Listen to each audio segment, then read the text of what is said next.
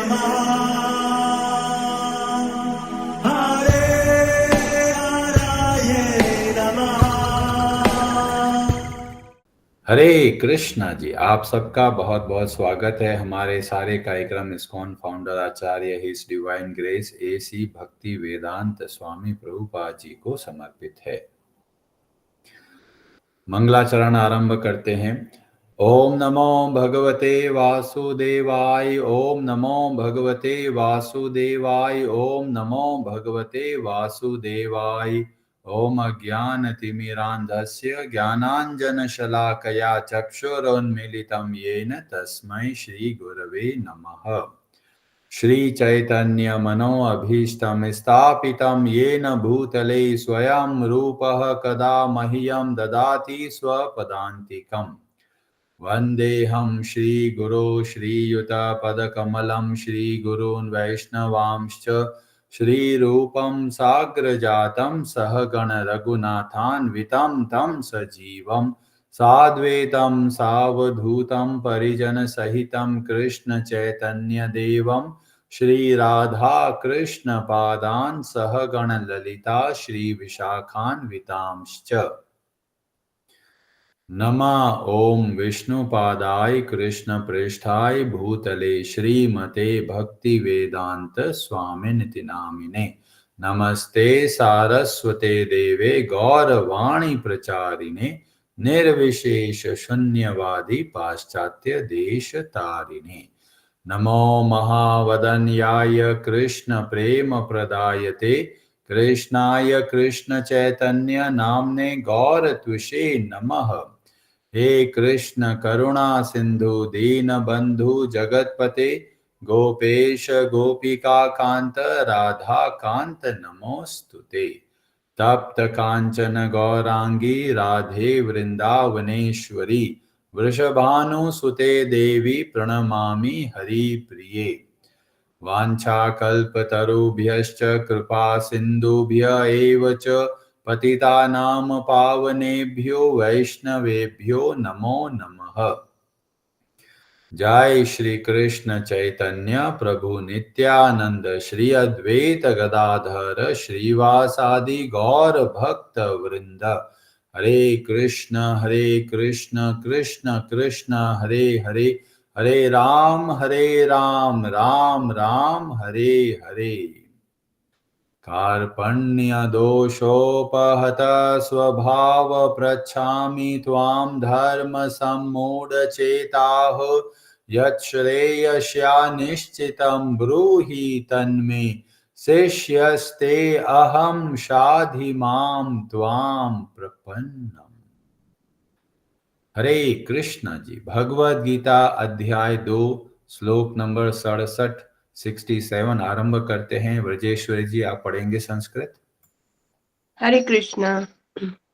इंद्रियाणां हि चरतां यन्मनो अनुविधीयते तदस्य हरति प्रज्ञां वायुर्नावम् इवाम्भसि।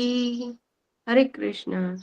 हरे कृष्ण। इंद्रियाणाम इंद्रियों के ही निश्चय ही चरताम विचरण करते हुए यत जिसके साथ मनः मन अनुविधीयते निरंतर लगा रहता है तत् वह अस्य इसकी हरति हरण हर लेती है। प्रज्ञाम बुद्धि को वायुः वायु नावम नाव को एव इस जैसे अम्भसी जल में जिस प्रकार पानी में तैरती नाव को प्रचंड वायु दूर बहा ले जाती है उसी प्रकार विचरणशील इंद्रियों में से कोई एक जिस पर मन निरंतर लगा रहता है मनुष्य की बुद्धि को हर लेती है। हरे कृष्णा जी। भगवान श्री कृष्ण बहुत ही अद्भुत एक प्रसंग के बारे में बता रहे हैं कि स्थिर प्रज्ञ कौन होता है और उसका आचरण कैसा होता है और किस कारण से कोई व्यक्ति अस्थिर प्रज्ञा वाला बन जाता है। तो पिछले श्लोक में बताया था कि जब मन को भगवान में लगाते हैं तो हमारी बुद्धि स्थिर होती है और फिर 2 श्लोकों में बताया कि अगर मन को भगवान में नहीं लगाएंगे तो क्या होगा। तो पिछले श्लोक में बोला था न अस्ति बुद्धिर अयुक्तस्य। अयुक्तस्य मतलब जब हमने भगवान को अपना सर्वस्व नहीं समझते, भगवान को भूल कर इस संसार में कार्य करते हैं, तो ऐसा व्यक्ति अयुक्त कहलाता है। और जो अयुक्त है वो वास्तव में अंत में बताते हैं कुतः सुखम, उनके जीवन में सुख नहीं है। और क्यों सुख नहीं है? क्योंकि इस श्लोक में उसका उत्तर बताते हैं। और बोला गया इंद्रियाणाम ही चरताम। चर का मतलब जैसे होता है ना, गाय चारे के लिए जाती है तो इसको बोलते हैं चर। ऐसे ही हमारी इंद्रिया जब इंद्रिय विषयों से जुड़ती है तो उसको बोलते हैं चर।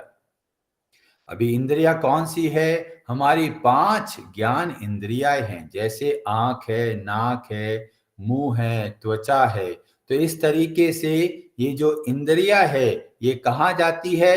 भोगों की ओर भागती है। जैसे आंखों को क्या चाहिए? जो कुछ बहुत अच्छा लगता है मन को, वो चीज को बार बार देखने का मन करता है। तो जब इंद्रिया है जो कि आंख है, वो क्या करती है? अपने इंद्रिय विषय जो कि टीवी में पिक्चर चल रहा है या कोई बहुत बढ़िया सीन आ रहा है, तो आंखें अपना वहां की ओर भागती है। कई लोग तो ऐसा होता है टीवी देखते देखते पिक्चर चल रहा है, मुंह खुला है और हाथ में वो खाना लेके खड़े हैं, बस ऐसे ही।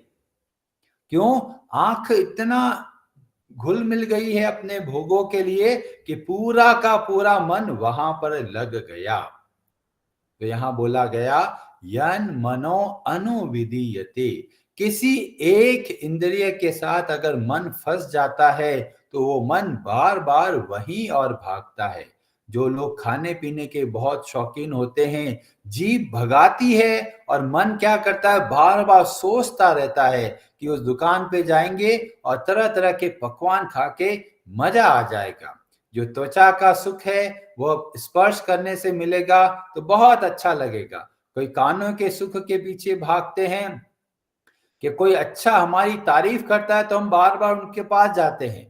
और जो लोग बोलते हैं भाई कानों से, और क्या करते हैं कि भाई जब हम दूसरों की निंदा भी सुनते तो बड़ा मजा आता है। तो इस तरह से अपने कानों को भोगों के पीछे भगाते हैं और नाक के द्वारा सुगंधित वस्तुओं के पीछे भागते हैं। तो इस तरीके से हमारे 5 इंद्रियाएं हमको भगाती है। और भगवान श्री कृष्ण बहुत सुंदर उदाहरण देते हैं।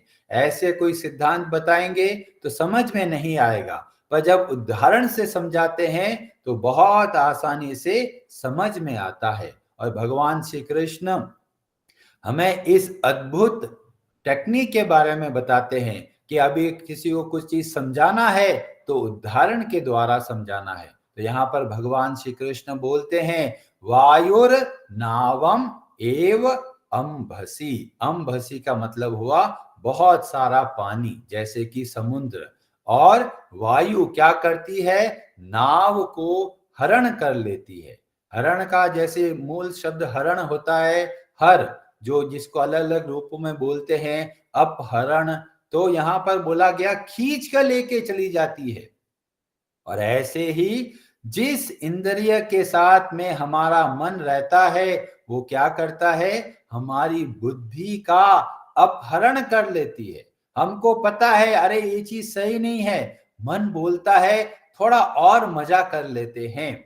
और इस तरीके से बुद्धि बोलती रहती है और मन भागता चला जाता है और बुद्धि को भी खींच के लेके चला जाता है। और इसीलिए यहाँ पर बोला गया तदस्य हरति प्रज्ञाम।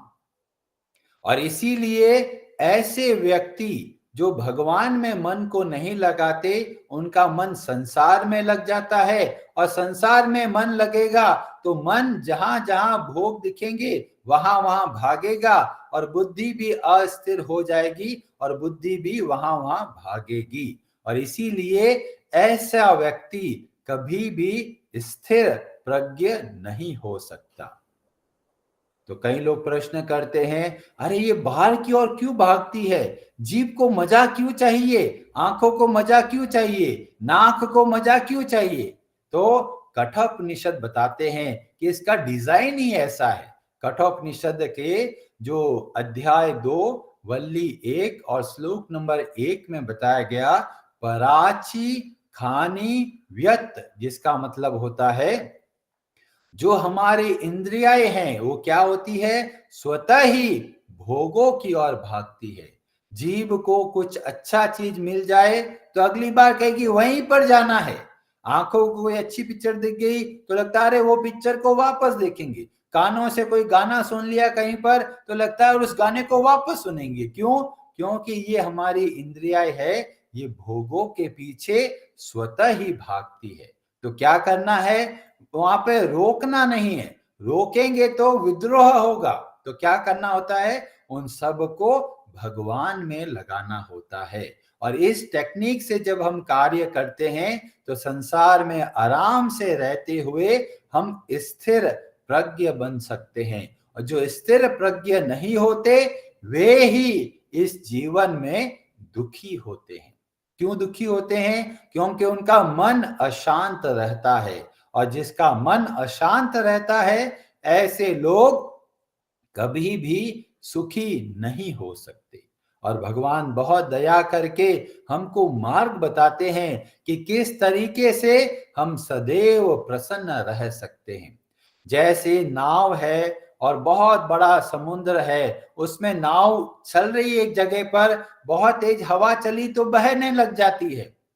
पर अगर उसी नाव को एक रस्सी से बांध दिया जाए और वो खूंटा जो होता है अगर जमीन पर मजबूती से है तो कितनी भी हवा चलने दो वो नाव भटकेगी नहीं।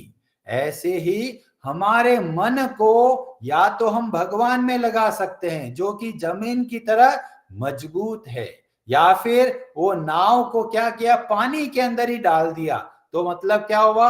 हवा के साथ वह बह जाएगा। इसीलिए बहुत बहुत जरूरी है कि मन को भगवान में लगाना है। जब मन को भगवान में लगाते हैं तो हम इस संसार में नहीं भटकेंगे। और इसीलिए हमारा जो जीवात्मा का एक नाम बताया गया जिसको बोलते हैं तटस्थ शक्ति। तटस्थ मतलब जो तट पर है, जो किनारे पर है। एक तरफ तो समुद्र है और दूसरी तरफ जमीन है। तो जमीन वाला जो भाग है वह अध्यात्म कहलाता है। पानी वाला भाग है वह संसार कहलाता है। संसार में अगर घिर जाते हैं तो हम भटकते चले जाते हैं। और इसीलिए जगह जगह पर हमारे शास्त्रों में जो संसार है उसको बोला गया भव सागर। ये सागर इसीलिए बोला गया कि सब समय अस्थिर है। पर जैसे ही हम भगवान से जुड़ते हैं तो जो व्यक्ति समुद्र से बाहर जमीन पे आ जाता है तो अब वो स्थिर हो जाता है। और इसीलिए भगवान हमको प्रेरणा देते हैं कि मन को भगवान में लगाना है। कई लोग गरुड़ पुराण को केवल ऐसे समय में पढ़ते हैं जब घर में मृत्यु हो जाती है, पर वास्तव में गरुड़ पुराण एक अद्भुत ग्रंथ है। और उस अद्भुत ग्रंथ में बहुत सारी शिक्षाएं दी गई है। पर लोग सोचते हैं अरे गरुड़ पुराण को अभी नहीं पढ़ना चाहिए, पता नहीं क्या हो जाएगा। पर हमारे शास्त्र हमको सिखाते हैं शास्त्रों को अच्छे से अध्ययन करना है। और अध्ययन नहीं करते तो कम से कम ऐसे समय में अवश्य सुनना है जब परिवार में कुछ दुर्घटना हो जाए। तो गरुड़ पुराण के अंदर एक खंड आता है जिसको बोलते हैं बृहस्पति संहिता, या फिर उसको बोला गया आचरण कांड। उसके अंतर्गत एक और सेक्शन आता है जिसको बोला गया नीति सार। और उस नीति सार जो कि अध्याय 115 के श्लोक नंबर 21 में एक बहुत अद्भुत बात बताई गई। और उसमें बताया गया कुरंग मातंग पतंग भृंग मीना हता पंच भीरेव पंच। इसमें बहुत सुंदर तरीके से बताया कि अगर किसी एक इंद्रिय के अंदर मन फंस जाता है तो वह जीवात्मा मृत्यु को प्राप्त होता है। और उदाहरण में बताया गया कुरंग। कुरंग का मतलब होता है हिरण। तो हिरण क्या होता है, उसको सुगंध बहुत पसंद आती है और वो सुगंध के पीछे भागता रहता है। और शिकारी क्या करता है, सुगंध के द्वारा ऐसी चीज करता है जिससे हिरण वापस वहीं पर आता है। और इस तरीके से वो हर एक जीव बताया गया। कुरंग का मतलब हो गया हिरण, मातंग का मतलब होता है हाथी, पतंग का मतलब होता है जो जो कीड़े मकोड़े होते हैं जो आग में गिरने का प्रयास करते हैं, भृंग का मतलब होता है जो कि भंवरा होता है या जो मधुमक्खी होती है वह, मीना का जिसका मतलब बताया गया मछली होती है। तो ये एक एक चीज के पीछे जाते हैं और अपनी मृत्यु को न्योता देते हैं। जैसे मीन का मतलब बताया गया मछली। मछली क्या करती है, वो खाने के चक्कर में फंस जाती है और मृत्यु को प्राप्त होती है। इस तरीके से अगर एक एक जीव भी एक इंद्रिय के साथ लग जाता है तो मृत्यु को प्राप्त होता है। और ऐसा व्यक्ति जो पांचों इंद्रियों के साथ भोगों का भोग करता है, ऐसे व्यक्ति का भला क्या हो सकता है, मतलब उसका उद्धार हो ही नहीं सकता। और इसीलिए गरुड़ पुराण के सिद्धांत के हिसाब से हमको समझना चाहिए कि भोगों को ग्रहण कर सकते हैं पर मन को भगवान में लगाना है। तो खाने पीने के बहुत शौकीन है, भगवान को बहुत स्वादिष्ट भोजन के द्वारा भोग लगाइए और वैसा भोजन आप ग्रहण कीजिए, उतना ग्रहण कीजिए जितनी की आपकी आवश्यकता है। कई लोग ऐसा होता है पेट को भर लेते हैं, अरे बहुत स्वादिष्ट बना और चेप लेते हैं, पर वास्तव में जितना हमारे शरीर की आवश्यकता है उतना हमें ग्रहण करना है। तो इस तरीके से हम भोगों को तो भोग सकते हैं पर साथ में बहुत अच्छे तरीके से जीवन को जी सकते हैं। और इसीलिए शास्त्र हमें मार्ग बताता है। हरे कृष्णा जी, आप सबका बहुत बहुत धन्यवाद। आप में से किसी का कोई प्रश्न हो तो आप अपना हाथ खड़ा कर सकते हैं। प्रश्न इस कथा के संबंध में होना चाहिए।